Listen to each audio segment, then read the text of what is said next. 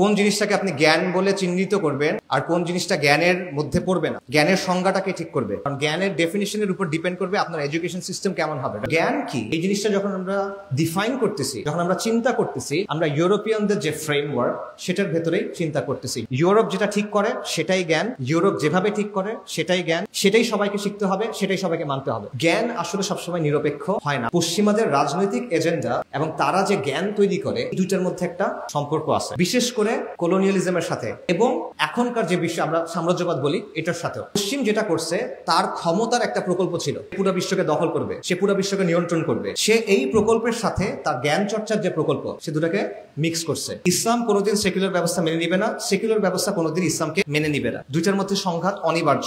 আমরা সবাই মনে করি যে প্রত্যেকটা মানুষের ন্যূনতম কিছু অধিকার আছে, শুধু মানুষের না, প্রত্যেকটা মাখলুকের আছে হাক্কুল ইবাদ। কিন্তু এই অধিকার কে ঠিক করবে? আল্লাহ ঠিক করবে। কিন্তু তারা কি বলে, তাদের জায়গায় কি অধিকার ঠিক করে? মানুষের খেয়াল খুশি। তাদের অধিকারের আলোচনাটা কি? সমকামিতার অধিকার আছে, লিঙ্গ বদলের অধিকার আছে, আত্মহত্যা করার অধিকার আছে, ইসরায়েলের গণহত্যার অধিকার আছে। আপনার ধর্মের ব্যাপারে সে যেমন বলতে পারে যে এটা তো তোমার বিশ্বাস, আমার বিশ্বাস না, তার অবস্থানের ব্যাপারে আপনি বলতে পারেন এটা তো তোমার মত, এটা তো আমার মত না। আপনার অবস্থান যেমন বায়াসড, তার অবস্থানও আলটিমেটলি বায়াসড। এটা ভুলেও মনে করবেন না যে সেকুলার অবস্থান নিরপেক্ষ অবস্থান। দুনিয়াতে কোনো নিরপেক্ষ অবস্থা হয় না। আচ্ছা, শিক্ষা নিয়ে যেহেতু আলোচনা, শিক্ষা নিয়ে একটা বিখ্যাত উক্তি আছে, নলেজ ইজ পাওয়ার। এই উক্তিটা কার, কেউ জানেন? জ্ঞানী শক্তি, বিখ্যাত উক্তি, ফ্রান্সিস বেকন। এটা হলো ফ্রান্সিস বেকনের উক্তি। সে হলো 16th সেঞ্চুরি ওই সময়কার একজন ব্রিটিশ ফিলসফার, দার্শনিক এবং স্টেটসম্যান, এবং ইউরোপের যেটাকে সায়েন্টিফিক রেভলিউশন বলা হয় সেটার পেছনে খুব গুরুত্বপূর্ণ একজন ব্যক্তি। তো এই কথাটা যদিও উনি বলছেন ফ্রান্সিস বেকন, বাট কথাটা তার থাকে নাই। কারণ অনেক কথা থাকে যেটা হয়তো বা একজন বলছেন বা একজন লিখছেন, বাট পরবর্তীতে এই কথাটা সবার হয়ে যায়, গণকথা হয়ে যায়।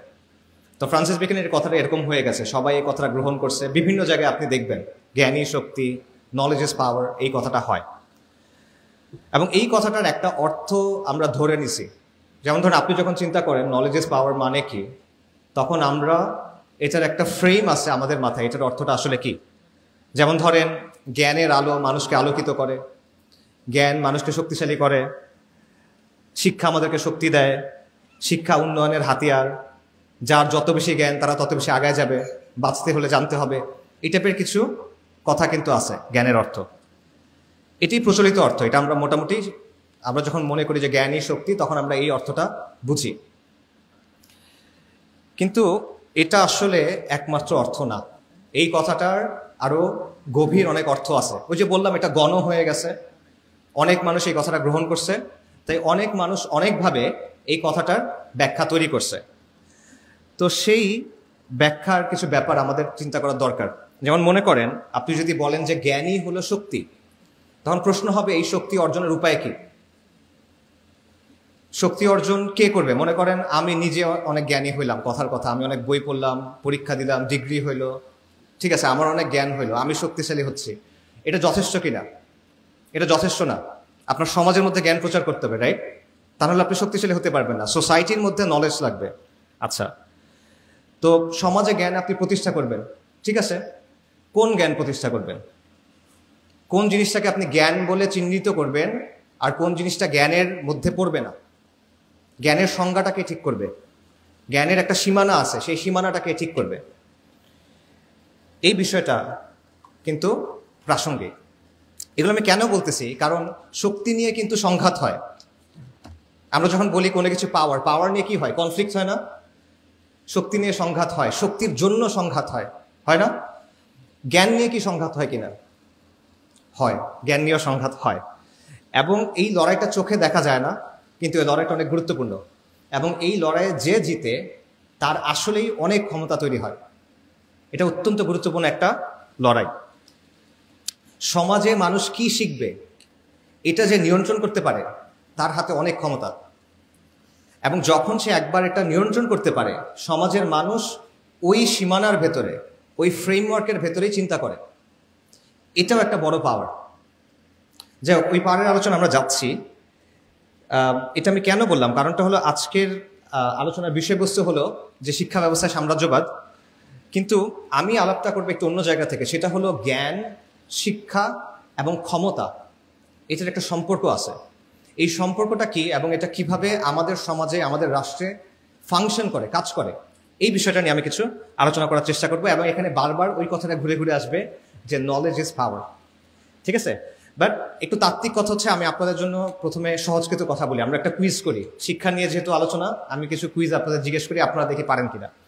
মনে করেন মানে প্র্যাকটিক্যাল একটু আলোচনা থাক শিক্ষার ক্ষেত্রে।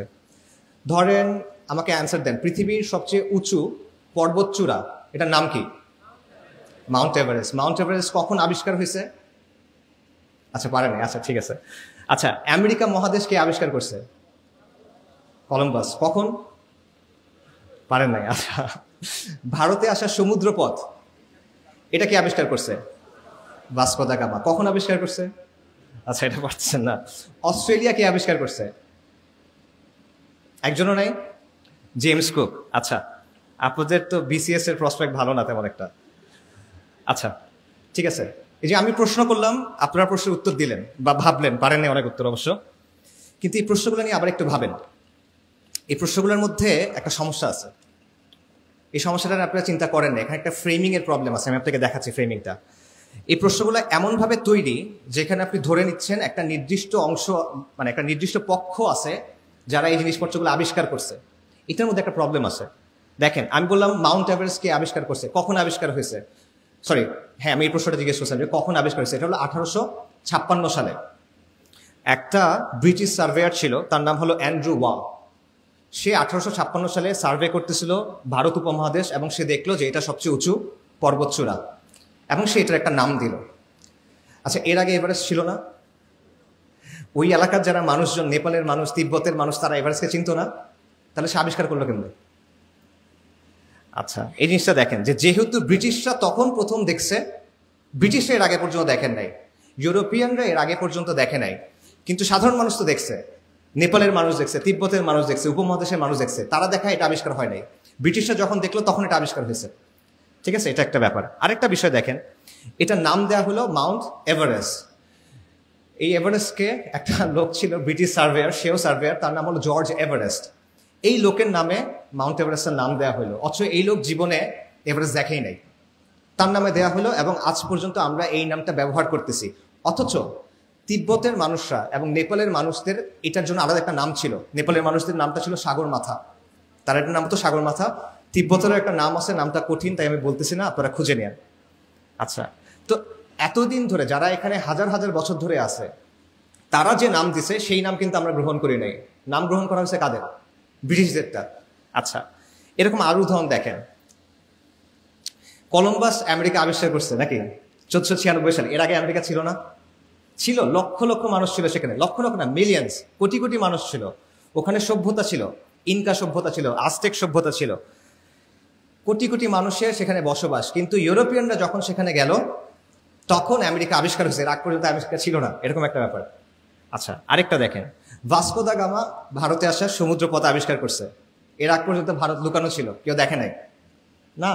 এই সমুদ্রপথ আরবরা, পার্সিয়ানরা এবং ভারতীয় মার্চেন্টরা, বণিকরা শত শত বছর বা আরো বেশি ব্যবহার করছে।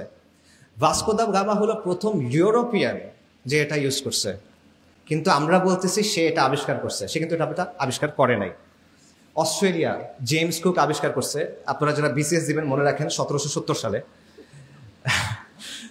এটাও কিন্তু আবিষ্কার না, তখনও অলরেডি অস্ট্রেলিয়াতে লক্ষ লক্ষ মানুষ বসবাস করে। যেহেতু ইউরোপিয়ানরা প্রথম সেখানে গেল, তাই তখন অস্ট্রেলিয়া আবিষ্কার হলো। ঠিক আছে, অর্থাৎ তারা আসলে কি করছে, তারা প্রথম ইউরোপিয়ান যারা এই কাজটা করছে, কিন্তু এটাকে প্রেজেন্ট করা হয় কি, তারা মানব জাতির মধ্যে প্রথম যারা এই কাজটা করছে। অর্থাৎ ইউরোপ যখন কোনো কিছু একটা করে তখন এটা মানব জাতির মধ্যে প্রথম হয়ে যায়। ইউরোপের যেটা অবস্থান এটা মানব জাতির জন্য অবস্থান। এইটা হলো এই ফ্রেমিংটার প্রবলেম। ঠিক আছে, যদি ইউরোপ না জানে তাহলে সেটা বাস্তব না, যদি ইউরোপ না দেখে তাহলে এটা আবিষ্কার হয় নাই, যদি ইউরোপ নাম না দেয় তাহলে আগের কোনো নাম নাই, যদি ইউরোপ যখন কোনো জিনিসকে ইউরোপ জানে, যখন কোনো জিনিসকে ইউরোপ দেখে তখন ওটা জ্ঞান হয়ে ওঠে, তার আগ পর্যন্ত এটা জ্ঞান না। ইউরোপ জানার আগে কোটি কোটি মানুষ জানে, আমেরিকায় কোটি কোটি মানুষ ছিল, ভারতবর্ষে ব্যবসা হয়ে আসছে হাজার হাজার, মানে শত শত হাজার হাজার বছর ব্যবসা হয়ে আসছে, ডাজন্ট ম্যাটার। ইউরোপ যেহেতু জানে না, এটা জ্ঞান না। সো ইউরোপ হলো মানদণ্ড, ওয়েস্ট, দ্য ওয়েস্ট হলো মাপকাঠি, ক্রাইটেরিয়ান, যেটা দিয়ে আপনি রিয়ালিটিকে এবং জ্ঞানকে বিচার করেন। এটা হলো বায়াস। এটাকে নাম আছে, এটা হলো ইউরোসেন্ট্রিক বায়াস বলা হয় বা ইউরোসেন্ট্রিজম বলা হয়। আমি বলি এটা হলো ফিরিঙ্গি কেন্দ্রিকতা। এটার আরেকটা এক্সাম্পল দিই, আমার কাছে স্লাইড থাকলে আমি দেখাতে পারতাম। সেটা হলো, আপনারা ম্যাপ দেখেন না, বিশ্ব মানচিত্র। এখনকার যতগুলো বিশ্ব মানচিত্র আছে, এটা একটা নির্দিষ্ট ফরম্যাটে তৈরি করা হয়। এটাকে বলা হয় মার্কেটের প্রজেকশন। মার্কেটার 1569 সালে একজন ইটালিয়ান ন্যাভিগেটর ছিলেন, উনি একটা ম্যাপ তৈরি করছিলেন ওয়ার্ল্ডের। তার নাম হলো গেরডাউস মার্কেটার। এটার আদলেই বর্তমানের অধিকাংশ ম্যাপ তৈরি করা হয়। এখন এই ম্যাপগুলো যদি আপনারা খেয়াল করেন বা আপনাদের কাছে মোবাইল থাকলে এখন চেক করতে পারেন, দেখবেন ইউরোপ এবং উত্তর আমেরিকাকে, নর্থ আমেরিকাকে বড় করে দেখানো হয়। আফ্রিকা, ল্যাটিন আমেরিকা, এশিয়া ছোট করে দেখানো হয়। এবং আপনারা চেক করবেন গ্রিনল্যান্ডের সাইজ ওই মানচিত্রে আর আফ্রিকার সাইজ কাছাকাছি। অথচ গ্রিনল্যান্ডের আয়তন কত জানেন কেউ? লাইক 2 মিলিয়ন স্কোয়ার কিলোমিটারের মতো। আফ্রিকার কত? 30 মিলিয়ন স্কোয়ার কিলোমিটার, 15 গুণ। ম্যাপ খুলে দেখবেন গ্রিনল্যান্ড এবং আফ্রিকার সাইজ কাছাকাছি ধরনের। ঠিক আছে, এটা কেন? এটা ওই বায়াসের একটা এক্সাম্পল। এটা কিন্তু শুধুমাত্র ম্যাপের ইস্যু না, এটা একটা দৃষ্টিভঙ্গির ব্যাপার। যে পৃথিবীর কেন্দ্র হলো ইউরোপ, ইউরোপ গুরুত্বপূর্ণ তাই ইউরোপ বড়, আর বাকি যে জায়গাগুলো আছে ল্যাটিন আমেরিকা, এশিয়া, অন্যান্য জায়গা আফ্রিকা, এগুলো যেগুলো আছে এগুলো যেহেতু এতটা গুরুত্বপূর্ণ না, তাহলে এগুলো ছোট দেখালেও সমস্যা না। ঠিক আছে, এটার আপনি অনেক প্র্যাগমেটিক লজিক শুনবেন, বাট এই বিষয়টা সেখানে আছে। এবং এটা কিন্তু বিকল্প আছে। মার্কেটের প্রজেকশন যেটা, এটার বাইরে গল অ্যান্ড পিটার্স প্রজেকশন আরেকটা ধরন আছে ম্যাপ তৈরি করার, কিন্তু এটা কিন্তু আমরা ইউজ করি না। ঠিক আছে, তো আমি এই যে উদাহরণগুলো দিলাম, এটার কারণটা কি? এটার কারণটা হলো এই ব্যাপারগুলো আমাদেরকে বর্তমান বিশ্বের একটা বাস্তবতা দেখায়। সেটা হলো যে জ্ঞান কি, যেহেতু আমাদের আলোচনা শিক্ষা নিয়ে, জ্ঞান জিনিসটা আসলে কি? কারণ জ্ঞানের ডেফিনিশনের উপর ডিপেন্ড করবে আপনার এডুকেশন সিস্টেম কেমন হবে, রাইট? সো জ্ঞান কি, এই জিনিসটা যখন আমরা ডিফাইন করতেছি, যখন আমরা চিন্তা করতেছি, আমরা ইউরোপিয়ানদের যে ফ্রেমওয়ার্ক সেটার ভেতরেই চিন্তা করতেছি, ইউরোসেন্ট্রিক যে ফ্রেমওয়ার্ক সেটার ভেতরেই চিন্তা করতেছি। ইউরোপ যেটা ঠিক করে সেটাই জ্ঞান, ইউরোপ যেভাবে ঠিক করে সেটাই জ্ঞান, সেটাই সবাইকে শিখতে হবে, সেটাই সবাইকে মানতে হবে। এবং ইউরোপ হলো সূচনা বিন্দু, সবকিছুর অরিজিনাল পয়েন্ট হলো ইউরোপ, ওইটার মতো করে আপনার করতে হবে। এটা আপনার অনেক কিছুকে প্রভাবিত করে, শুধুমাত্র এডুকেশন না, আপনার পলিটিক্সকে প্রভাবিত করে, আপনি ডেভেলপমেন্টের ব্যাপারে কীভাবে চিন্তা করেন সেটার ব্যাপারে প্রভাবিত করে, সমাজের ব্যাপারে এটা আপনাকে প্রভাবিত করে, আপনার চিন্তাকে। সো পশ্চিমা লেন্সটাকে বা পশ্চিমের যে দৃষ্টিভঙ্গি, এটাকে যে সর্বজনীন হিসেবে দেখা, এটা এখানে দুইটা কাজ হয় আসলে। একটা হলো পশ্চিমের যে চিন্তা, পশ্চিমের যে অবস্থান, এটাকে আপনি ইউনিভার্সাল ধরতেছেন, এটা সর্বজনীন, বিনা প্রশ্নে এটা সত্য, সবার ক্ষেত্রে সব যুগে সত্য, এটা মনে করতেছেন। দ্বিতীয়ত, অন্য যে জ্ঞান আছে, অন্যদের যে জ্ঞান, যারা পশ্চিমের না, তাদের জ্ঞানটাকে আপনি নাকচ করতেছেন বা তাচ্ছিল্য করতেছেন বা সরায় রাখতেছেন, অপ্রাসঙ্গিক করে রাখতেছেন। এই বিষয়টা এখানে হচ্ছে। এবং এই ব্যাপারটা, এটার মধ্যে একটা পাওয়ারের সম্পর্ক আছে। এই জন্যই আমি বলতেছিলাম যে আমার আলোচনাটা শিক্ষা, জ্ঞান এবং পাওয়ার, এটার সম্পর্কটা নিয়ে। জ্ঞান উৎপাদন করা, এই বিষয়টা নিরপেক্ষ না। এই যে তারা নাম দিচ্ছে, এটা নিরপেক্ষ না, এটা সবসময় কারো না কারো একটা এজেন্ডা, কারো না কারো একটা দৃষ্টিভঙ্গি সেটার মধ্যে মানে গেঁথে থাকে। এই বিষয়টা সবসময় জ্ঞানের মধ্যে থাকে।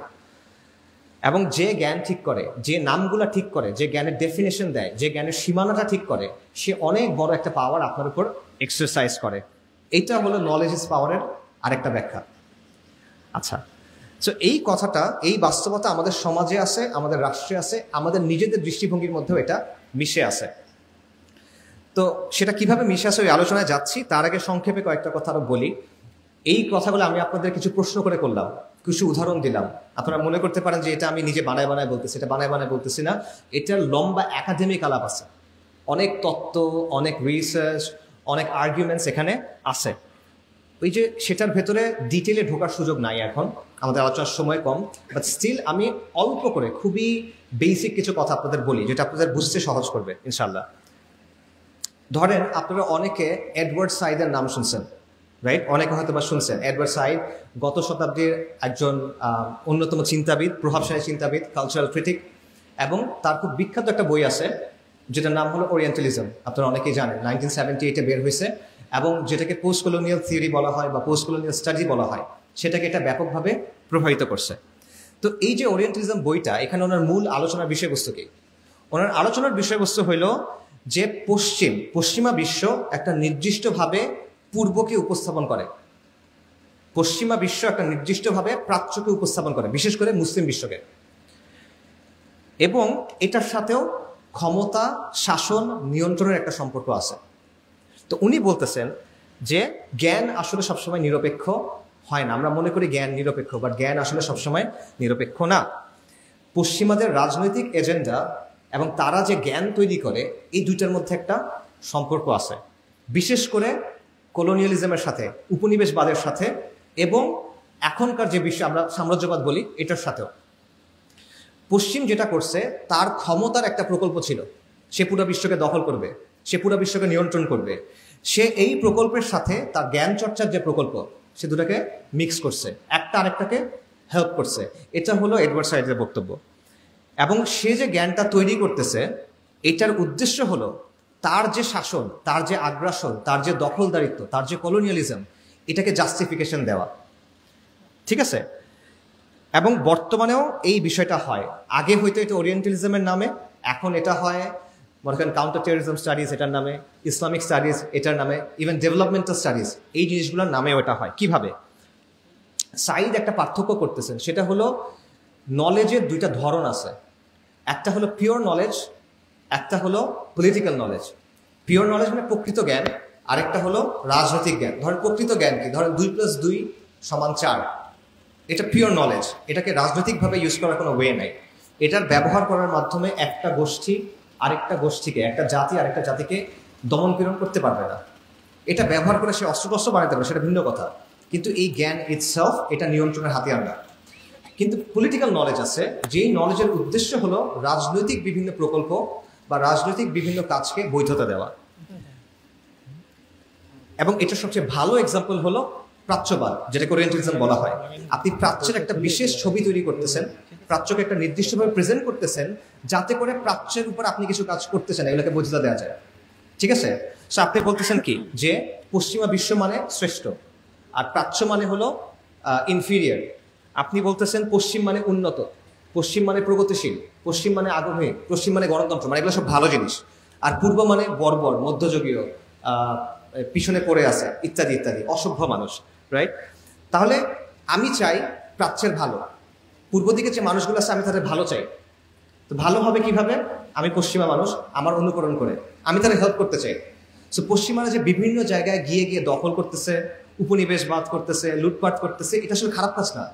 সে আসলে আপনাকে সভ্য করতে আসছে, তার উদ্দেশ্য আসলে আপনার ক্ষতি করা না। ঠিক আছে? এইটা হলো ওরিয়েন্টালিজমের একটা মূল কাজ, যেটা এডওয়ার্ড সাইড বলতেছেন। তার অর্থাৎ সাদা মানুষ আপনার ভালো চায় দেখে সে আপনাকে মারতে আসছে, সে আপনার ভালো চায় দেখে সে আপনাকে দখল করতে আসছে, সে আপনার ভালো চায় দেখে সে আপনার উপরে জিনিসপত্র চাপাই দিচ্ছে। তার কোনো খারাপ উদ্দেশ্যই নেই, তার উদ্দেশ্য আপনাকে সভ্য করা। সিভিলাইজিং মিশন, এটার নাম আছে সিভিলাইজিং মিশন, হোয়াইট ম্যানস বার্ডেন, অনেক কিছু আছে, রুডিয়ার্ড কিপলিং এর কবিতা আছে, এটসেট্রা। সো এখানে সে কি করতেছে দেখেন, তার দখলদারিত্বের একটা কাজ আছে, সে দখল করতে চায়, লুট করতে চায়, শাসন করতে চায়। এটার জন্য সে একটা জ্ঞান, মানে একটা শাস্ত্র তৈরি করছে, এটা সে একটা ব্যাখ্যা দিচ্ছে, এটা সে একটা বুদ্ধিভিত্তিক ব্যাখ্যা নিয়ে আসছে। এই কাজটা হলো ওই যে বললাম জ্ঞানের সাথে ক্ষমতার সম্পর্ক, এটা হলো সেই সম্পর্কটা। আমি জ্ঞানের একটা ধারা তৈরি করলাম, যার একমাত্র কাজটাই হলো আমার যে রাজনৈতিক প্রকল্প, এটার বৈধতা দেওয়া। ঠিক আছে? সো এইটা হলো ওরিয়েন্টালিজমের এডওয়ার্ড সাইডের বক্তব্য, যে পশ্চিমা দখলদারিত্ব বলেন, লুটপাট বলেন, জুলুম বলেন, এগুলোর বৈধতা আসতেছে ওরিয়েন্টালিজম থেকে, প্রাচ্যবাদ মানে জ্ঞানের একটা ধারা থেকে। জ্ঞান এখানে নিরপেক্ষ না, জ্ঞান এখানে রাজনীতির একটা হাতিয়ার। একই ধরনের কথা ফ্রেঞ্চ অনেক দার্শনিক আছে, মিশেল ফুকো এবং এরকম আরো অনেক আছে, তারাও একই ধরনের কথা বলছেন যে জ্ঞান আর ক্ষমতা আসলে আলাদা না। যার হাতে ক্ষমতা আছে সে ঠিক করে যে কোন জ্ঞানটা গ্রহণ করা যাবে, কোন জ্ঞানটা গ্রহণ করা যাবে না, কোনটা আসলে জ্ঞান, কোনটা আসলে জ্ঞান না। এখানে আমি আরেকজন লোকের কথা বলে শেষ করবো, সেটা হলো ডক্টর ওয়াইল হাল্লাক। ওয়াইল হাল্লাক হলো ইসলামিক স্টাডিজের বর্তমান বিশ্বের সবচেয়ে মানে ফরমোস্ট এক্সপার্টদের একজন।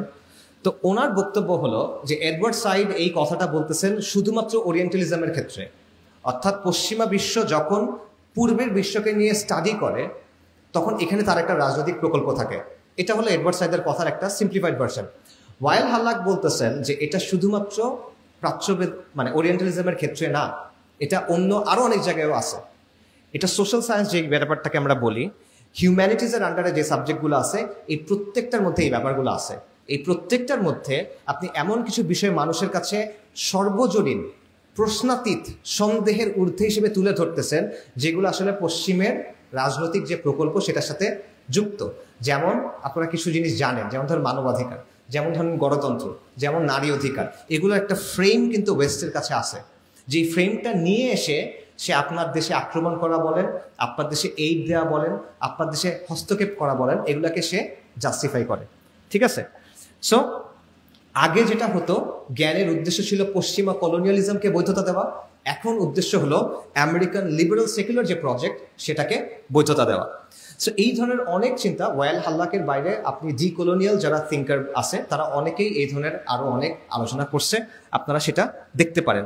এটার মূল কথা হলো যে যখন আপনি শুধুমাত্র পশ্চিমের যে দৃষ্টিভঙ্গি, তাদের যে জ্ঞানের সংজ্ঞা, তাদের যে জ্ঞানের সীমানা, এটাকে যদি আপনি চূড়ান্ত হিসেবে গ্রহণ করে নেন, তাহলে আপনি অলরেডি অন্য সবগুলোকে নাকচ করতেছেন এবং আপনি তার নিয়ন্ত্রণের ভিতরে ঢুকে গেছেন। এটা হলো রিয়ালিটি। যে কোনো নিয়ন্ত্রণের প্রক্রিয়া আলটিমেটলি চিন্তা থেকে শুরু হয় এবং যে কোনো প্রতিরোধের প্রক্রিয়া আলটিমেটলি চিন্তা থেকে শুরু হয়। ঠিক আছে? সো এটা হলো বাস্তবতা। তো আমাদের বর্তমানের সাথে এটা সম্পর্ক কি? আমি অনেক তত্ত্ব বলছি, বর্তমানের সাথে সম্পর্ক কি? আমাদের পুরা দেশের, আমাদের রাষ্ট্রে, আমাদের শাসন ব্যবস্থায়, আমাদের শিক্ষা ব্যবস্থায়, আমাদের সমাজ ও সংস্কৃতিতে দুইটা শক্ত বায়াস আছে, যেটা আপনারা দেখবেন। একটা হলো পশ্চিমা বায়াসটা, আরেকটা হলো কলকাতা কেন্দ্রিক একটা বায়াস। ঠিক আছে? আমি আপনাদের এক্সাম্পল দিই, আপনারা মিলান। ধরেন আমাদের ইতিহাসের বইগুলাতে সুলতানি আমলের যে শাসন বা আওরঙ্গজেব, এই টাইপের শাসকদের কিভাবে দেখা হয়? দখলদার, দাঙ্গাবাজ, তাই না? আর হিন্দু যে শাসক আছে, বৌদ্ধ যে শাসক আছে, তাদের কিভাবে দেখা হয়? এটা হলো আমাদের গৌরবের সময়। এটা হলো কলকাতা কেন্দ্রিক বায়াসের একটা এক্সাম্পল। আরেকটা দেখেন, আমাদের সমাজ বইগুলোতে কলকাতার নবজাগরণ, যেটা হলো হিন্দু সমাজের ভেতরে একটা সংস্কার মুভমেন্ট, সেটা নিয়ে 4-5 পৃষ্ঠা লম্বা আলোচনা। আর আপনি মুসলিম সমাজের মধ্যে যে সংস্কার আন্দোলন আছে তাদের নিয়ে আলোচনা দেখেন, 1 প্যারা 2 প্যারা। এটা আমি নিজে খুঁজে দেখছি। 23 সালে, ওই 24 সালের শুরুতে আমরা এগুলো খুঁজে দেখছিলাম। হাজি শরীয়তুল্লাহ, ফরাইজি আন্দোলন, তিতুমির, শাহ ওলিউল্লাহ মুহাদ্দিস দেলভি, ঠিক আছে, সৈয়দ আহমেদ শাহিদ, ওলামায়ে দেওবন্দ, বা এই টাইপের যত মুভমেন্ট আছে, এগুলো নিয়ে কোনো আলোচনা আপনি পাবেন না। অল্প অল্প কিছু আলোচনা হয়তো বা ফরাইজিদের নিয়ে আসে। এটা সে তুলনা করেন রাজা রামমোহন রায়কে নিয়ে কত লম্বা আলোচনা, ঈশ্বরচন্দ্র বিদ্যাসাগরকে নিয়ে কত লম্বা আলোচনা। বায়াসের একটা এক্সাম্পল এটা। আচ্ছা, ব্রিটিশ বিরোধী আন্দোলনে মুসলিমদের যে লম্বা গৌরবের ইতিহাস, এটা আপনি পাচ্ছেন না। ফকির আন্দোলন থেকে শুরু করে, ফকির বিদ্রোহ থেকে শুরু করে 1857 সালে মহা অভ্যুত্থান বলেন, বালাকোটের কথা বলেন, বারাসাতের কথা বলেন, তিতুমিরের কথা বলেন, খিলাফত আন্দোলনের কথা বলেন, মাওলানা উলায়াত আলী, মাওলানা ইনায়াত আলী, ওনাদের কথা বলেন, ফরাইজিদের কথা বলেন। এই আলোচনা নাই। কার আলোচনা আছে? সূর্য সেনের আলোচনা আছে, প্রীতিলতার আন্দোলন আলোচনা আছে, ক্ষুদিরাম আর প্রফুল্ল চাকির আলোচনা আছে। তারা কোত্থেকে আসতেছে? আবারও এটা একটা বায়াসের এক্সাম্পল, কলকাতা কেন্দ্রিক বায়াস, সেটার একটা এক্সাম্পল। তো এভাবে কি হচ্ছে, আপনার ইতিহাস থেকে আপনাকে আলাদা করে ফেলা হচ্ছে। ব্রিটিশ বিরোধী যে আন্দোলন, আমাদের যে সংগ্রাম, সেখানে আপনার রোল যেটা ছিল, ইসলামের যে ভূমিকা ছিল, মুসলিম পরিচয়ের যে ভূমিকা ছিল, এটা কিন্তু আপনি মুছে ফেলতেছেন। আরও আছে, আপনি শিক্ষার ক্ষেত্রে দেখেন, পর্দার বিধান নিয়ে নেগেটিভ প্রেজেন্টেশন আমাদের বইয়ের মধ্যে এগুলো আছে। আমাদের ইসলাম শিক্ষা বইতে ইসলামের এমন সব ব্যাখ্যা দেওয়া হচ্ছে যেটা হলো রাষ্ট্রের অনুমোদিত ব্যাখ্যা, সেকুলারদের অনুমোদিত ব্যাখ্যা, সেটা আপনি দিতে পারতেছেন। আমাদের সমাজবিজ্ঞান বইতে জেন্ডার আইডিওলজি এটা আছে, ট্রান্সজেন্ডার বা ঢোকানো হয়েছে, আন্দোলন করে কিছুটা কমানো হয়েছিল, এগুলো আপনারা সব জানেন। আমাদের সমাজবিজ্ঞান বইতে র্যাডিক্যাল ফেমিনিজম থেকে আসা অনেক অবস্থানকে সর্বজনীন সত্য হিসেবে তুলে ধরা হয়েছে। এগুলো হলো ইউরোসেন্ট্রিক বায়াস। ঠিক আছে? সো এটার ফলে কি হচ্ছে, একদিকে আপনি তার অবস্থানটাকে সর্বজনীন হিসেবে তুলে ধরতেছেন, অন্যদিকে আপনার যে অবস্থান, আপনার যে ইমান, আপনার যে দ্বীনের অবস্থান, সেটাকে তাচ্ছিল্য করতেছে, যেটা আসলে কিছু না। আরও দেখেন, আমাদের এখানে লালমনিরহাটে 69 হিজরির একটা মসজিদ আছে, আমি এটা অনেক জায়গায় আলোচনা করছি, সাহাবা মসজিদ। এইটার কথা আপনারা বইয়ে কিন্তু গুরুত্ব দিয়ে পাবেন না। আদৌ আছে কিনা জানি না আমি, যদি থাকেও গুরুত্ব দিয়ে নাই। অথচ এটা অত্যন্ত গুরুত্বপূর্ণ একটা বিষয়, কারণ এটার ফলে আপনার আত্মপরিচয়ের যে আলোচনা, আপনার ইতিহাসের যে আলোচনা, এটা পুরোটা চেঞ্জ হয়ে যায়। এই যে আমাদের দেশে বলে যে আমাদের দেশে বাংলার ইসলাম চলবে, আরবীয় ইসলাম চলবে না। 69 হিজরিতে এখানে ইসলাম আসছে, ওটা কোন ইসলাম আসছে? 69 হিজরি মানে কারবালার 8 বছর পর। সাহাবারা দুনিয়াতে তখনও রাদিয়াল্লাহু আনহুম ফার্স্ট জেনারেশন দুনিয়াতে আসেন। ওই অবস্থায় যদি ইসলাম বাংলায় আসে, সেটা কোন ইসলাম? কিন্তু আপনি যেহেতু এটা সরাই ফেলছেন, আপনি এখন বলতে পারতেছেন আমাদের আরবের ইসলাম লাগবে। আরবের ইসলাম হলে হবে না, বাংলার ইসলাম লাগবে। আপনি বলতে পারতেছেন আরবের ইসলাম এখানে আসে নাই, পারস্য ঘুরে একটা ইসলাম এখানে আসছে, ওই ইসলাম আমাদের গ্রহণ করতে হবে। তো এই কথাটা আনলে ওই পুরো কথাটা কিন্তু ভেঙে যায়। বাঙালি মুসলিমের পরিচয় নিয়ে যে আলোচনা আছে পুরাটা আপনি ভেঙে দিতে পারেন, কিন্তু সেটা কিন্তু এখানে আসতেছে না। আমাদের এখানে যে অলিয়া উলিয়ারা আসছিলেন, বাবা আদম শহীদ বলেন, শাহ মাকদুম বলেন, শাহ জালাল বলেন, এরকম অনেকজন আসছেন না, তাদের আলোচনা কিন্তু আপনার বইয়ে নাই। তাদের আলোচনা যেহেতু আপনার বইয়ে নাই, আপনার আত্মপরিচয়ের মধ্যে ওই কথাগুলো নাই। সো এই সবগুলা কি করতেছে? আপনি নিজেকে নিয়ে কিভাবে চিন্তা করেন এটাকে প্রভাবিত করতেছে না? আপনার পরিচয় নিয়ে আপনি কিভাবে চিন্তা করেন এটাকে প্রভাবিত করতেছে না? আপনি ইতিহাস নিয়ে কিভাবে চিন্তা করেন এটাকে প্রভাবিত করতেছে। আপনি ভবিষ্যৎ নিয়ে কিভাবে চিন্তা করেন সেটাকে প্রভাবিত করতেছে, এবং এটা আমাদের সমাজ ও সংস্কৃতিকে প্রভাবিত করতেছে। ফর এক্সাম্পল, এডওয়ার্ড সাইদের একটা কথা ছিল যে পশ্চিমারা কি করছে, পূর্ব দিকের যারা মানুষ তাদের একটা ক্যারিকেচার তৈরি করছে। ক্যারিকেচার বুঝেন তো, মানে সে আসলে যেমন সেভাবে আপনি তাকে দেখান না, আপনি তার একটা বিকৃত রূপ দেখান যেটাকে অ্যাটাক করা সহজ, রাইট? এই জিনিসটা বাংলাদেশে মানে হুবহু সেকুলার প্রগতিশীলরা করে, হুজুরদের ব্যাপারে, এই আপনাদের ব্যাপারে, হুজুরদের ব্যাপারে, মুসলিম পরিচয়ের ব্যাপারে। দশকের পর দশক নাটক, সিনেমা, মিডিয়াতে আপনারা দেখছেন যে দাড়ি টুপিওয়ালা মানুষ মানে এটা নেতিবাচক জিনিস, হুজুর মানে হলো নারী লোভী, হুজুর মানে প্রতারক, হুজুরের বউ নির্যাতিত, হুজুরের বউকে মুক্ত করতে হবে। কে মুক্ত করবে? সেকুলার প্রগতিশীলরা গিয়ে তাকে মুক্ত করবে। আমাদের কালচার যেগুলো হিন্দুদের কাছ থেকে আসছে বা বৌদ্ধদের কাছ থেকে আসছে, ফানুস উড়ানো থেকে শুরু করে মঙ্গল শোভাযাত্রা টাইপের যত জিনিসপত্র আছে সব বাঙালি সংস্কৃতি, টিপ থেকে শুরু করে সব বাঙালি সংস্কৃতি। আর যখনই ইসলামের কোনো কিছু আসে, যেই ইসলাম 69 হিজরি থেকে এখানে আসে 1400 বছর ধরে, তখন ওটা হলো বাইরের জিনিস, ঠিক আছে? একটা বায়াস, ক্লিয়ার বায়াস আপনি এখানে দেখবেন। সো এইরকম অনেকগুলো ব্যাপার আছে, অন্যান্য জায়গায় আমি আলোচনা করছি, এখানে আর বললাম না। এই সবগুলো কিন্তু হচ্ছে কেন? কারণ আমাদের সমাজের শিক্ষা, আমাদের সমাজের জ্ঞান, আমাদের সমাজের চিন্তা দুইটা লেন্সের ভেতর দিয়ে আসতেছে। একটা হলো ইউরোসেন্ট্রিক বায়াস, আর একটা হলো কলকাতা সেন্ট্রিক একটা বায়াস। আচ্ছা, সো এইটা হলো নলেজ ইজ পাওয়ারের আরেকটা রিয়ালিটি, যে নলেজকে নিয়ন্ত্রণ করে তারা এইভাবে সমাজকে, সংস্কৃতিকে, রাজনীতিকে নিয়ন্ত্রণ করতে পারে। এবং এই পাওয়ারটা বাংলাদেশে কারা এক্সারসাইজ করে? বাংলাদেশের যারা সেকুলার প্রগতিশীল গোষ্ঠী, যারা সংখ্যায় অনেক কম, তারা এই পাওয়ারটা হাতে রাখে। এই যে দেখেন অনেকগুলো সংস্কার কমিশন হয়েছে না, এই সংস্কার কমিশনগুলোর ভেতরে কারা আছে? এই সেকুলার প্রগতিশীল গোষ্ঠী, এরাই আছে। এরা দেশের মানুষের প্রতিনিধিত্ব করে না, কিন্তু তারা ঠিক করতেছে সংস্কার কিরকম হবে। আমরা শিক্ষা নিয়ে আলাপ করতেছি, শিক্ষার সংস্কার ব্যাপারটা একটা পলিসি রিলেটেড আলোচনা, রাইট? পলিসি কি হবে সেটা নিয়ে আলোচনা। তো ওই টেবিলে আপনি তো যেতেই পারতেছেন না, আপনাকে ওই টেবিলে তারা ঢুকতেই দিবে না। ওই টেবিলে তারা এনে বসাচ্ছে কাদেরকে?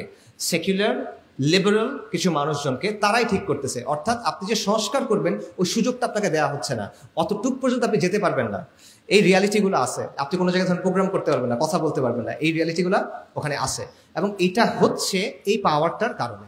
এবং এই পাওয়ারটার ব্যাপারটা এমন যে এটা সেকুলাররা যদিও বানাইছে, আমরা এটা গ্রহণ করে নিয়েছি। এই কারণে অনেক মানুষ যারা মুসলিম, অনেক মানুষ যারা ইসলামের পক্ষে কাজ করার কথা বলে, তারাও এই ফ্রেমের ভেতর দিয়ে চিন্তা করে যে অমুককে আসতে দেওয়া যাবে না, তমুককে আসতে দেওয়া যাবে না, ওই কথা বলা যাবে না, ওই কাজটা করা যাবে না, কারণ ভারত রাগ করবে, কারণ আমেরিকা এই কাজটা করতে দিবে না, সো আমরা এটা করতে দিব না। তারা নিজে একবারে এই কাজটা করতেছে।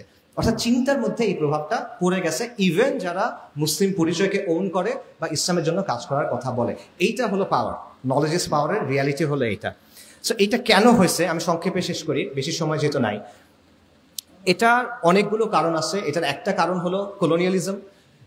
উইলিয়াম অ্যাডামস নামে একজন স্কটিশ মিশনারি এবং শিক্ষা নিয়ে কাজ করা ব্যক্তি ছিলেন। উনি বলতেছেন যে ইংরেজরা এখানে আক্রমণ করার আগে বাংলায় 80,000 শিক্ষা প্রতিষ্ঠান ছিল এবং প্রতি 400 মানুষের জন্য একটা মাদ্রাসা ছিল। ইংরেজরা এসে এগুলো সবগুলো ধ্বংস করছে। মুসলিমদের অনেকগুলো সামাজিক প্রতিষ্ঠান ছিল যেগুলো ওয়াকফের ভিত্তিতে চলতো, মদাদি মাআশ ছিল, জায়গিরদার ছিল, এরকম ব্যাপার ছিল, যেগুলো বেসিক্যালি মাদ্রাসা, মক্তব, খানকা, মুসাফির খানা, এরকম অনেকগুলো জিনিসকে ফান্ড করতো। ইংরেজরা এই প্রত্যেকটা জিনিস ভেঙে দিছে, আইন করে, দখল করে সব নিয়ে নিছে। যার ফলে যেটা হয়েছে, ওই যে সামাজিক একটা ইকোসিস্টেম ছিল ওটা পুরোপুরিভাবে কোলাপস করছে। তারপর ইংরেজরা রাষ্ট্র শাসনের প্রশাসনিক ভাষা চেঞ্জ করে দিছে হুট করে। একদিকে এগুলো সব ভেঙে দিছে, আরেকদিকে চেঞ্জ করে বলছে আগে ফার্সি ছিল, এখন ইংরেজিতে এই কাজগুলো করতে হবে। কিন্তু মুসলিমদের তো এখন সুযোগই নেই, মুসলিম মধ্যবিত্ত ক্লাসটা নষ্ট হয়ে গেছে। মানে কয়েক দশকের মধ্যে মুসলিম মধ্যবিত্ত ক্লাসটা নিশ্চিহ্ন হয়ে গেছে। তারা আর পারতেছে না বাচ্চাদেরকে স্কুলে পাঠাতে, মানে শিক্ষা প্রতিষ্ঠানে পাঠাতে। এই জিনিসটাও এখানে হয়েছে। সো এটা হলো জাস্ট একটা এক্সাম্পল। আরেকটা জিনিস হলো, পশ্চিমাদের একটা দৃষ্টিভঙ্গি আছে শিক্ষার ব্যাপারে, এটাকে এপিস্টেমিক রেসিজম বলে, জ্ঞানতাত্ত্বিক বর্ণবাদ। মানে যেটা আমি বললাম, ওরা যেটা বুঝছে এটাই জ্ঞান, এটার বাইরে আর কিছু নাই। আপনারা ম্যাকওয়ালির কথা শুনছেন হয়তোবা, ভারতের যে শিক্ষা ব্যবস্থা, এটার ফাদার বলতে পারেন তাকে। এই লোকের একটা কথা আছে যে ইউরোপের একটা ভালো লাইব্রেরির একটা তাকে বা একটা ভালো লাইব্রেরির একটা শেলফে যেই পরিমাণ বই আছে এবং সেখানে যে জ্ঞান আছে, পুরা ভারত এবং পুরা আরবের জ্ঞান সেটা সমান না। ঠিক আছে, আবারও শোনেন, ইউরোপের একটা লাইব্রেরির একটা সাইডে যে জ্ঞান আছে, পুরা আরব এবং পুরা ভারতের জ্ঞান এটা সমান না। এটা হলো সহজ ভাষায় এপিস্টেমিক রেসিজম, যেটা তারা বুঝছে এটাই ঠিক, বাকিদেরটা গোনার টাইম নেই, এটা কোনো মূল্য নাই, সহজ কথা। এই দৃষ্টিভঙ্গিটা আমাদের মধ্যে আছে, আমাদের সমাজের মধ্যে এই দৃষ্টিভঙ্গি তৈরি হয়েছে। কিভাবে হয়েছে? কারণ ওরা নিজেদের একটা শিক্ষা ব্যবস্থা তৈরি করছে, ওরা তো শোষণ করে। কলোনিয়ালরা কি করছে, ইংরেজরা কি করছে, 200 বছর ধরে শোষণ করছে, লুটপাট করছে। লুটপাট করার জন্য কিন্তু একটা সিস্টেম লাগে। বাংলাদেশে যখন এলোমেলো লুটপাট হইতেছে, এখন যখন ঝামেলা, হাসিনার সময় মনে করেন সিস্টেমেটিক চাঁদাবাজ ছিল, মানে একজনের চাঁদা দিতে হইতো, এখন মনে করেন 7 জনের চাঁদা দিতে হয়, ঝামেলা কিন্তু। তো লুটপাট করতেও কিন্তু প্রপার সিস্টেম লাগে। এই সিস্টেমের জন্য কি লাগে? কেরানি লাগে। তো কেরানি বানানোর জন্য ওরা একটা এডুকেশন সিস্টেম তৈরি করছিল। তো এই সিস্টেম থেকে কেরানি তৈরি হয়েছে যারা ওদের মতো করে চিন্তা করে। কেরানি মানে বিসিএস দিছে যারা, মানে জিতো যারা, আপনারা এখন নেগেটিভভাবে নিতে পারেন, বাট পয়েন্টটা কিন্তু আমলাতন্ত্র, যেটা ইংরেজদের বানানো আমলাতন্ত্র, এটা সিম্পলি তাদের যে শাসনযন্ত্র, যেটার মূল কাজ ছিল শোষণ করা, এটাকে প্রপারলি রান করানোর জন্য তৈরি হয়েছে। যেই কারণে এই আমলাতন্ত্রটা এতটা গণবিরোধী, এটা বাস্তবতা। যাই হোক, এখন কি হয়েছে, এই সিস্টেম থেকে যারা বের হয়েছে তারা কিন্তু ইউরোপের চিন্তাভাবনা নিয়ে বের হয়েছে। সো তারা ইসলামের ব্যাপারে, মুসলিম পরিচয়ের ব্যাপারে, ইসলামী যে জ্ঞান সেটার ব্যাপারে তাদের দৃষ্টিভঙ্গি ভালো না খারাপ? খারাপ। সে ইংরেজের চোখ দিয়ে ইসলামকে দেখে। এবং ইংরেজরা যখন গেছে, ক্ষমতায় কাদেরকে বসেছে? এদেরকে, যারা ওদের বিরুদ্ধে 50 বছর 40 বছর ধরে যুদ্ধ করে আসছে, তাদের তো সে বসাবে না। যারা তার অনুগত, তাদেরকে সে বসে গেছে। সো এই যে দৃষ্টিভঙ্গি, এটা আমাদের সমাজে রয়ে গেছে। সো এইভাবে এমন একটা অবস্থা হয়েছে যে আমাদের সমাজের এখন অবস্থাটা কি দেখেন, ইসলামের সাথে সম্পর্কিত যে কোনো মূল্যবোধ, যে কোনো বিধান, যে কোনো চর্চা, এটাকে আমরা অনগ্রসর মনে করি, এটাকে আমরা মধ্যযুগীয় মনে করি, এটাকে আমরা ব্যাকডেটেড মনে করি। পশ্চিমা চিন্তা আর দর্শন আর ব্যবস্থা, এটা কি খুব ভালো, এটা হলো প্রগতির পথ, এটা হলো উন্নতির পথ, এটাই করতে হবে, এই তো সুন্দর, ওরা যেহেতু বলছে তাই ভালো, এটা আমরা চিন্তা করি। এবং আমরা চিন্তা করি যে ইসলাম লিমিটেড একটা জায়গা আছে, আপনার ব্যক্তিগত জীবনে আপনি এটা পালন করবেন, এর বাইরে যদি এটা আপনি আনতে চান, যে আনতে চাইবে এই লোক সমস্যা, একে দমন করতে হবে, উগ্রবাদী, রাইট, তাকে আটকায় ফেলতে হবে আপনার। সো এইটা হলো আপনার আত্মপরিচয় এবং আপনার আত্মবিশ্বাস, এটাকে সে সম্পূর্ণভাবে ধ্বংস করে দিচ্ছে। আপনি পরিপূর্ণভাবে তার মতো করে চিন্তা করতেছেন অলমোস্ট। এবং আমরা নিজেরা এখন ইসলামের অনেক বিষয়কে সন্দেহের চোখে দেখি, আমরা নিজেরা আমাদের দিন নিয়ে হীনমন্যতায় ভুগি, এবং আমরা পশ্চিমা কাঠামোর বাইরে গিয়ে চিন্তা করতে ভয় পাই। এইটার কারণ হলো এই জ্ঞানতাত্ত্বিক বিষয়টা। ঠিক আছে, আচ্ছা। সো এইভাবে এই পুরা ব্যাপারটা, জ্ঞানের ব্যাপারে এই দৃষ্টিভঙ্গি আমাদের সমাজ, শাসন সবকিছুকে নিয়ন্ত্রণ করতেছে। তো এটা শেকড় কোথায়? এটা শেকড় দুটো জায়গায় বা একটা জিনিসই, সেটা হলো সেকুলার শাসন বা সেকুলার রাষ্ট্র। মানে আপনি যদি চান, আপনার মনে করেন শিক্ষার সংস্কার করতে চান, কিন্তু শিক্ষার সংস্কারের বিষয়টা যুক্ত হলো সেকুলার শাসন এবং সেকুলার রাষ্ট্রের সাথে। কেন? দেখেন, সেকুলার শাসন আমাদের এখানে চাপায় দেওয়া হয়েছে, এটা কিন্তু মানে ন্যাচারালি এখানে তৈরি হয় না, ফিরিঙ্গিরা এসে এটা আমাদের উপর চাপায় দিছে, এবং এটা তাদেরকে বল প্রয়োগের মাধ্যমে টিকায় রাখতে হয়। ইসলাম কোনোদিন সেকুলার ব্যবস্থা মেনে নিবে না, সেকুলার ব্যবস্থা কোনোদিন ইসলামকে মেনে নিবে না, দুইটার মধ্যে সংঘাত অনিবার্য। তো সে কি করবে? সে এটাকে সবসময় নিয়ন্ত্রণ করার চেষ্টা করবে। এবং নর্মালি সেকুলারিজমের কাজই এটা, যে সে ধর্মকে নিয়ন্ত্রণ করার চেষ্টা করে। ইসলামের ক্ষেত্রে এই চেষ্টাটা বেশি, কারণ অন্য সব ধর্ম সেকুলারিজমের সাথে মিলে নিজেকে চেঞ্জ করে নিছে। খ্রিস্ট ধর্মের কথা চিন্তা করেন, ইহুদি ধর্মের কথা চিন্তা করেন, তারা এটা করছে, কিন্তু ইসলাম এটা করতেছে না। ইসলাম এখনো বলতেছে যে চূড়ান্ত কর্তৃত্ব কার? আল মালিকুল মুলক, আল্লাহর। সো সে যেহেতু এটা মানতেছে না, তার প্রতি আমার বেশি ফোকাস করতে হবে, তার প্রতি আমার বেশি চাপ দিতে হবে, এই জিনিসটা তারা করতেছে। এই কারণে সেকুলার ব্যবস্থা কন্টিনিউয়াসলি এটা চেষ্টা করতে থাকবে সে যেন সমাজে ইসলামের প্রভাবটা কি করতে পারে, নিয়ন্ত্রণ করতে পারে। এটা সে কন্টিনিউয়াসলি চেষ্টা করতে থাকবে, এবং যতদিন ইসলামের এই স্বকীয়তাটা থেকে যাবে, সেকুলার ব্যবস্থা কিন্তু নিশ্চিন্ত ফিল করবে না, তার মধ্যে একটা অনুভূতি থাকবে যে এদিক থেকে আমার বিপদ হবে। এই জিনিসটাকে আমার থামাতে হবে, এই চিন্তাটা তার অলওয়েজ থাকবে।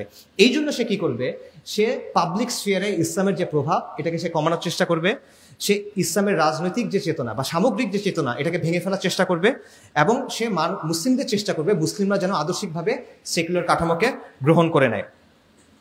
সো এই কারণে শিক্ষা এবং জ্ঞান নিয়ে যে বিষয়টা, এটা সরাসরি সেকুলার শাসনের সাথে জড়িত। এবং আবারও এটা অন্য একটা ভাবে চিন্তা করতে পারে, সেটা হলো আধুনিক যে শাসন, এটা দুইটা দিক আছে। একটা হলো রাষ্ট্রের বল প্রয়োগের ক্ষমতা, একটা হলো রাষ্ট্রের মানুষের চিন্তাকে নিয়ন্ত্রণ করার ক্ষমতা। একটা হলো শক্তি প্রয়োগ, একটা হলো সম্মতি উৎপাদন। শক্তি প্রয়োগ কিভাবে হয়? আর্মি, পুলিশ, বিচার বিভাগ, র্যাব, ট্যাব, এই যেগুলো আছে এদের কাজ কি? আপনাকে পিটায় সোজা রাখা, রাইট? সহজ ভাষায় এটার কাজ এটা। কিন্তু এর বাইরে কিছু জিনিস আছে যেটার কাজ হলো আপনার চিন্তাটা একটা লাইনের মধ্যে রাখা। আপনি যদি বাইরে গিয়ে চিন্তা না করেন, বরং আপনি এটাকে ভালো বলে মেনে নেন, এটা সে করাইতে চায়। কারণ স্রেফ অস্ত্রের জোরে আপনি দীর্ঘমেয়াদে কোনো শাসনটা টিকে রাখতে পারবেন না। কন্টিনিউয়াসলি মেরে কেটে এটা করা যায় না।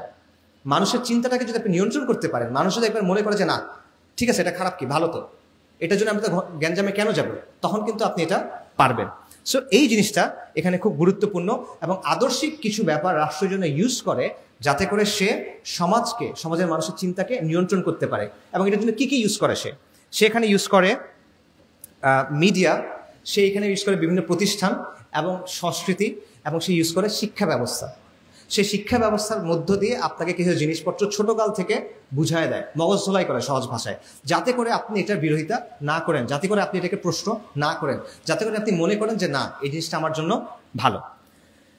সো যাই হোক, আমি যদি শেষ করি, সেটা হলো আলটিমেটলি আপনি যদি এখানে আমাদের আলোচনার যে টপিক, আপনি যদি এই যে শিক্ষায় সাম্রাজ্যবাদ বলেন অথবা পশ্চিমের যে নিয়ন্ত্রণ, কলকাতা কেন্দ্রিক যে বায়াস, এগুলো থেকে যদি আপনি বের হইতে চান, তাহলে আপনার এই সমস্যার কেন্দ্রটাকে বুঝতে হবে। এই সমস্যাটা কোত্থেকে আসতেছে? এই সমস্যাটা আসতেছে এই সেকুলার শাসন এবং সেকুলার রাষ্ট্র ব্যবস্থা থেকে। এটা বিচ্ছিন্ন কোনো ইস্যু না, ঠিক আছে? আপনি মনে করেন সহজ ভাষায় আপনি চাচ্ছেন শিক্ষায় ইসলামকে আনতে, প্রাইমারি স্কুলে শিক্ষায় ইসলাম আনুক, আপনি এটা চান, ওকে ফাইন, খুব ভালো হচ্ছে। কিন্তু সে তো আপনাকে দিবে না। কে দিবে না? সেগুলো রাষ্ট্র কাঠামো আপনাকে দিবে না। সে বলবে তোমাকে আমি এখানে এটা দিতে আনতে পারে, তোমাকে এটা আমি করতে দিতে পারি না, সে আপনাকে এটা বলবে। কারণ এটা কি? তার অস্তিত্বের সাথে জড়িত। একটু আগে যেটা বললাম, ইসলামকে তার কন্টিনিউয়াসলি নিয়ন্ত্রণ করতে হবে। এবং দ্বন্দ্বটা এই কারণে আসলে শিক্ষার না, শিক্ষাটা এটা একটা গুরুত্বপূর্ণ অংশ, বাট দ্বন্দ্বটা হলো ইসলামের সাথে সেকুলার ব্যবস্থার দ্বন্দ্ব। এটার একটা ম্যানিফেস্টেশন, এটার একটা উপসর্গ, এটার একটা প্রকাশ হলো এই জ্ঞান নিয়ে, এই শিক্ষা ব্যবস্থা নিয়ে দ্বন্দ্ব, সেটা। সো আপনি যদি এই মূল দ্বন্দ্ব সলভ করতে না পারেন, দীর্ঘমেয়াদে আপনার কোনো সংস্কার আসবে না। এখন এই সমাধানটা আপনি কিভাবে করবেন? দেখেন, আমাদের সমাজে যতগুলো তর্ক আছে তার বেশিরভাগ তর্ক আপনি দেখবেন এই ইউরোসেন্ট্রিক যে বায়াস, অর্থাৎ পশ্চিমা লেন্স দিয়ে দেখা, এটার সাথে জড়িত, এবং ইসলাম আর সেকুলার ব্যবস্থার যে দ্বন্দ্ব সেটার সাথে জড়িত। আমি আপনাদের একটা সহজ এক্সাম্পল দিই। এখন অনেক আলোচনা হচ্ছে নারী কমিশন নিয়ে। নারী কমিশনের কিছু বক্তব্য, এটা নিয়ে উলামায়ে কেরাম এবং ইসলামপ্রিয় জনতা, সাধারণ মানুষও এটার বিরুদ্ধে সবাই কথা বলতেছে, রাইট? আচ্ছা, এখানে তর্কগুলো আসলে কেন হচ্ছে বলেন তো? নারী কমিশন অধিকারের ব্যাপারে কিছু অবস্থানকে ধ্রুব সত্য মনে করে। নারীর অধিকারের ব্যাপারে তারা কিছু অবস্থান আছে যেগুলোকে তারা ধ্রুব সত্য মনে করে, এবং তারা মনে করে সমাজ এবং শাসন এগুলো অনুযায়ী চলা উচিত। এটাই তো অবস্থান। এইটার ভিত্তিতে তারা কিছু পলিসি সাজেশন তৈরি করছে যে আপনার আইনগুলো এভাবে বদলান, আপনার রাষ্ট্রকে এভাবে সংস্কার করেন, এটাই তো। আর আপনি এটা বিরোধিতা করতেছেন কেন? আপনি বলতেছেন এটা ইসলামের সাথে সাংঘর্ষিক, এটা আমাদের আমাদের দিন, আমাদের তেহজিব তামাদ্দুন, এটার সাথে সাংঘর্ষিক, এটা আমাদের পরিচয়ের সাথে সাংঘর্ষিক, এটাই তো। তা আলটিমেটলি তর্কটা হলো, সেগুলো আপনাকে কি বলবে? যে তুমি যে বিরোধিতা করতেছো এটা তো আসতেছে ইসলাম থেকে, তুমি কোরআনের কারণে বিরোধিতা করতেছো, তুমি সুন্নাহর কারণে বিরোধিতা করতেছো, তুমি তোমার বিশ্বাসের কারণে বিরোধিতা করতেছো। এই বিশ্বাস তো আমরা মানি না। এটা টকশোতে আলোচনা হয়েছে, আপনারা হয়তো দেখছেন, যে ইসলাম মানে না, যে ইসলাম পালন করতে চায় না, তার জন্য তো একটা সলিউশন দিতে হবে। আপনি সবার উপর ইসলামের সলিউশন চাপাই দিতে পারবেন না, রাইট? এটা তাদের কথা। আচ্ছা, এখন কি করতে হবে তাহলে? আমাদেরকে ইসলামের সমাধান দেওয়া যাবে না, আমাদের একটা সর্বজনীন সমাধান দিতে হবে, এমন সমাধান যেটা সবার জন্য প্রযোজ্য, রাইট? এটা তারা বলে। আর সর্বজনীন সমাধান কোনটা? যেটা সেকুলার সমাধান, সেটা। তো এই প্রশ্নের উত্তর কি? এই প্রশ্নের উত্তর দিতে গিয়ে আমরা আটকায় যাই, আমরা অনেকে আটকায় যাই, বাট প্রশ্নের উত্তরটা আসলে খুব সোজা। চিন্তা করেন, তারা যেই বিষয়গুলোকে সঠিক মনে করতেছে, তারা যে বিষয়গুলোকে কাম্য মনে করতেছে, এই মনে করার পেছনে ভিত্তিটা কি? এটা কোত্থেকে আসতেছে? আপনি যখন বলেন যে আমি মনে করি 5 ওয়াক্ত সালাত আদায় করা উচিত, কথার কথা, আপনি বলতেছেন এটা ভিত্তি কি? কোরআন থেকে আসতেছে। পরিবারের পিতা হলো দায়িত্বশীল, এটা কোত্থেকে আসতেছে? নবী সাল্লাল্লাহু আলাইহি ওয়াসাল্লাম হাদিস থেকে আসতেছে, তাই তো? আচ্ছা, আপনার ভিত্তিটা আপনি জানেন, তার ভিত্তিটা কি? সে যখন বলে, তারা মানবাধিকারের কথা যখন বলে, তার ভিত্তি হলো আন্তর্জাতিক মানবাধিকারের যে আলোচনা, যেটা কে তৈরি করছে? জাতিসংঘ, পশ্চিমারা তৈরি করছে, সেখান থেকে আসতেছে। সে বলতেছে প্রগতির কথা, প্রগতি ভালো, এই জিনিসটা প্রগতির সাথে, আপনাদেরটা প্রগতির সাথে মেলে না, আমাদেরটা প্রগতির সাথে মেলে, এই কথাটা সে বলতেছে। প্রগতির ধারণা সে কোত্থেকে আনতেছে? সেটা আনতেছে পশ্চিম থেকে। সে বলতেছে এটা ডেমোক্রেটিক ভ্যালুসের সাথে সামঞ্জস্যপূর্ণ, গণতান্ত্রিক মূল্যবোধের সাথে সামঞ্জস্যপূর্ণ। এটা সে কোত্থেকে পাচ্ছে? পুরা দুনিয়ার মানুষ বসে একসাথে হয়ে ঠিক করছে এগুলো গণতান্ত্রিক মূল্যবোধ? পুরা দুনিয়ার মানুষ একসাথে বসে ঠিক করছে এগুলো মানবাধিকার, আমরা সবাই মানছি? না, ওরা ঠিক করছে। সেটা সে আপনার উপর এনে চাপা দিচ্ছে। বরং তারা এটাও বলতেছে যে এই কাজগুলো করা উচিত, কারণ পৃথিবীর বিভিন্ন দেশে এটা হয়। এটা কি ধরনের যুক্তি? পৃথিবীর বিভিন্ন দেশে যেহেতু এরকম আছে, তাই বাংলাদেশে এটা করা উচিত। এটা কি ধরনের যুক্তি? আপনি আমাকে প্রুফ করে দেখান যে এই জিনিসটা সঠিক। কাজেই এই বিষয়গুলো প্রত্যেকটাকে আপনি প্রশ্নবিদ্ধ করতে পারেন। আমরা সবাই মনে করি যে প্রত্যেকটা মানুষের ন্যূনতম কিছু অধিকার আছে, শুধু মানুষের না, প্রত্যেকটা মাখলুকের আছে হাক্কুল ইবাদ। কিন্তু এই অধিকার কে ঠিক করবে? আল্লাহ ঠিক করবেন। কিন্তু তারা কি বলে, তাদের জায়গায় কি অধিকার ঠিক করে? মানুষের খেয়াল খুশি। এবং তাদের অধিকারের আলোচনাটা কি? সমকামিতার অধিকার আছে, লিঙ্গ বদলানোর অধিকার আছে, ইউথেনেশিয়ার অধিকার আছে, আত্মহত্যা করার অধিকার আছে, ইসরায়েলের গণহত্যার অধিকার আছে। Israel has the right to defend itself. প্রত্যেকটাই আছে, তারা তাদের মতো করে ঠিক করে। তো এটা সর্বজনীন কিভাবে ভাই? সে তার নিজের কিছু অবস্থানকে আপনার উপর সর্বজনীন বলে চাপাই দিচ্ছে। আপনি তাকে প্রশ্ন করেন না কেন? এই বিষয়টা বুঝতে হবে। সে যখন বলে মানবাধিকার আছে, আমি বলবো হ্যাঁ মানবাধিকার আছে, আমি মানবাধিকার নিব ইসলাম থেকে, তুমি মানবাধিকার নিচ্ছ পশ্চিম থেকে। আমারটা যদি বায়াসড হয়, তোমারটা নিউট্রাল কেন? রাইট? এই প্রশ্নটা আবার তাকে করতে পারতে হবে। প্রত্যেকটা জিনিসের ক্ষেত্রে আমি বলতে পারি, প্রগতির নামে তোমরা এমন কিছু কাজকর্ম করছো যার কারণে তোমাদের সমাজ ধ্বংস হয়ে যাচ্ছে, তোমাদের পরিবার ধ্বংস হয়ে যাচ্ছে, এটা আমি চাই না। আধুনিকতার নামে তোমরা ভালো অনেক কাজ করছো, খারাপ অনেক কাজ করছো।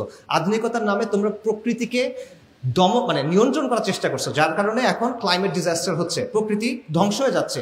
লিটারেলি যে জায়গাটায় আমরা থাকি তোমরা সেটা নষ্ট করে ফেলছো। তাহলে এটা পুরোপুরি ভালো কেমনে হয়? আমি মনে করি না এটা ভালো। ব্যাপারটা বুঝতে পারছেন? আপনার ধর্মের ব্যাপারে সে যেমন প্রশ্ন বলতে পারে যে এটা তো তোমার বিশ্বাস, আমার বিশ্বাস না। তার অবস্থানের ব্যাপারে আপনি বলতে পারেন এটা তো তোমার মত, এটা তো আমার মত না, তুমি এটা কিসের ভিত্তিতে আমার উপর চাপাই দিচ্ছ? সো এই বিষয়টা বুঝতে হবে। আপনার অবস্থান যেমন বায়াসড, যদি আপনি বলেন বায়াসড, তার অবস্থানও আলটিমেটলি বায়াসড। সে যে কাজটা করছে সেটা হলো তার নিজের অবস্থানটাকে সে নিরপেক্ষ বলছে। মনে করেন আপনি সালিশ করবেন, সালিশের মধ্যে যে সালিশ হয় তার কিন্তু নিরপেক্ষ হইতে হয়, রাইট? কিন্তু সে যদি আসলে একটা পার্টি হয়, তার নিজের এখানে একটা স্বার্থ আছে, কিন্তু সে সবাইকে বুঝাইছে সে নিরপেক্ষ, তখন কিন্তু সে সালিশে জিতছে, সে যেটা চায় এটাই হয়। তো এই বিষয়টা বোঝা খুব জরুরি। পশ্চিমারা এবং সেকুলাররা এক্স্যাক্টলি এই কাজটাই করছে। তারা আপনার অবস্থানটাকে বলছে বায়াসড। তাদের যে বিশ্বাস, যেই বিশ্বাসের ভিত্তি হলো মানুষের খেয়াল খুশি, এটাকে তারা বলতেছে সর্বজনীন। এই কাজটা তারা করতেছে। সো যাই হোক, যদি আমরা শেষ করি, সেটা হলো আপনার একটা বিশ্বাস কাঠামো আছে, তার একটা বিশ্বাস কাঠামো আছে। আপনার বিশ্বাস কাঠামোর দিক থেকে আপনি এক ধরনের শিক্ষা চান, এক ধরনের সমাজ চান। তার বিশ্বাস কাঠামোর দিক থেকে সে এক ধরনের বিশ্বাস চায়, এক ধরনের সমাজ চায়, এবং দুটা মিলতেছে না, দুটার মধ্যে সংঘাতের মতো একটা অবস্থা। এখানে কোনো নিরপেক্ষ অবস্থান নাই।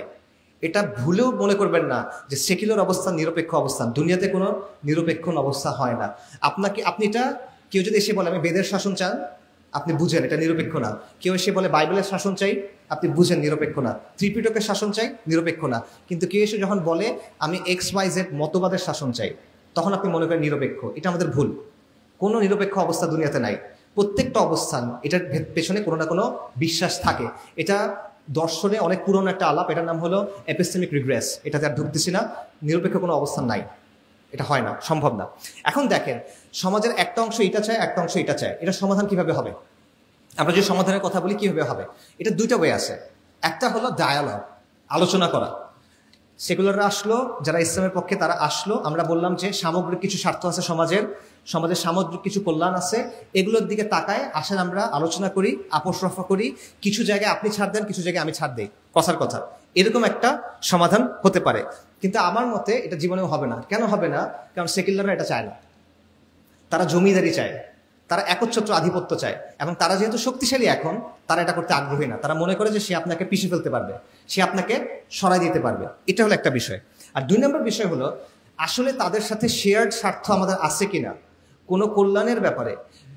কোনো একটা ভবিষ্যতের ব্যাপারে আমরা একমত হতে পারতেছি কিনা এটা নিয়েও আমি আসলে শিওর না। মানে তারা কি ধরনের বাংলাদেশ চায় বা তারা এই ভূখণ্ডের জন্য কি ধরনের ভবিষ্যৎ চায় আর আপনি কি ধরনের ভবিষ্যৎ চায়, আমার মতে এই দুটো আসলে মেলে না। তো যদি না মেলে তাহলে আপনি আপোষ করবেন কেমনে, না মেলে আপনি ডায়ালগ করবেন কেমনে? আচ্ছা, আর যদি ডায়ালগ না হয় তাহলে অপশনটা কি? একটা অপশন বললাম ডায়ালগ, আরেকটা কি? একটা হলো ডমিনেশন, নিয়ন্ত্রণ করা, আধিপত্য করা। এবং এটাই এখন ওরা করতেছে।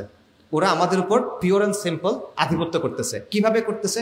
রাষ্ট্রযন্ত্রের মাধ্যমে, প্রতিষ্ঠানের মাধ্যমে, কালচারাল হেজেমনির মাধ্যমে এবং ফোর্সের মাধ্যমে, লিটারাল শক্তি প্রয়োগের মাধ্যমে তারা আপনাকে নিয়ন্ত্রণ করতেছে। এবং এটা তারা পাইছে কিভাবে? কারণ ব্রিটিশদের রাষ্ট্রযন্ত্রটা তারা পাইছে। ব্রিটিশরা তো কি করছিল? আমাদেরকে মেরে কেটে নিয়ন্ত্রণ প্রতিষ্ঠা করছিল, সেটাই তারা পেয়ে গেছে। পাশাপাশি তারা সাংস্কৃতিক এবং সামাজিক বিভিন্ন বয়ান বানাইছে, প্রতিষ্ঠানগুলোর উপর তাদেরই নিয়ন্ত্রণ ছিল, সেটার মাধ্যমে সে এখন এই ব্যাপারগুলো কন্ট্রোল করতেছে, আধিপত্য করতেছে।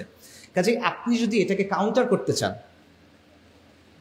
এটি আসলে মূল কথা, আপনি যদি এটাকে কাউন্টার করতে চান, হ্যাঁ ঠিক আছে, সংস্কারের অনেক আলোচনা আমাদের করতে হবে, কারণ কোনো সমাধান একদিনে আসে না। বাট আপনি যদি আলটিমেটলি এটাকে চেঞ্জ করতে চান, তাহলে আপনার খালি সংস্কার নিয়ে চিন্তা করলে হবে না। আপনারও বুঝতে হবে যে এটা সলিউশন হলো ওদেরকে ডমিনেট করা। এটা সলিউশন হলো সে আপনার উপর আধিপত্য কায়েম করছে। আপনি যদি দীর্ঘমেয়াদী সমাধান চান, আপনাকে এই জিনিসটা ভেঙে ফেলে আপনার হক আদায় করতে হবে। সেটা যে কোনো মিনসে আপনার জরুরি, সেটা আপনার সব করতে হবে। এটা কিভাবে হবে? মানে কেউ যখন আপনার হক দিতে চায় না, আপনি তার কাছ থেকে হক নিবেন, সে আপনার উপর চাপাই দিচ্ছে, আপনি সুন্দর করে বললেন, সে শুনল না, এখন আপনি কি করবেন বলেন?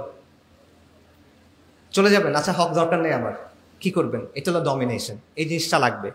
সো সে যদি না থামে, সে যদি না শোনে, তাহলে তাকে বাধ্য করতে হবে। সিম্পল, দুনিয়ার নিয়ম এটা। আপনি অনেক সুন্দর সুন্দর কথা বলতে পারেন, বাট দুনিয়ার নিয়ম হলো এটা আমাদের মাথায় রাখতে হবে। এবং এটা কিভাবে করবেন? এখানে অবশ্যই সংস্কারের বিভিন্ন কাজের কথা আসবে, এখানে আদর্শিক লড়াইয়ের কথা আসবে, এখানে সামাজিক শক্তির কথা আসবে, সামাজিক আন্দোলনের কথা আসবে, জ্ঞান চর্চার বিকল্প ধারা তৈরি এটার কথা আসবে, শক্তির ব্যবহার এটার কথাও আসবে। এটা হলো প্লেন অ্যান্ড সিম্পল রিয়ালিটি। কারণ শিক্ষাটা কারণ তর্কটা শুধুমাত্র শিক্ষা নিয়ে না, তর্কটা শুধুমাত্র জ্ঞান নিয়ে না, এটার সাথে ক্ষমতার একটা প্রশ্ন জড়িত। ক্ষমতার প্রশ্নের সমাধান শুধুমাত্র তত্ত্ব দিয়ে হয় না, ক্ষমতার প্রশ্নের সমাধান শুধুমাত্র জ্ঞান চর্চা করে হয় না, ক্ষমতার প্রশ্নের সমাধান শুধুমাত্র সংস্কারের মাধ্যমে হয় না। Knowledge is power. আখিরে দাওয়ানা আলহামদুলিল্লাহি রাব্বিল আলামিন। আসসালামু আলাইকুম।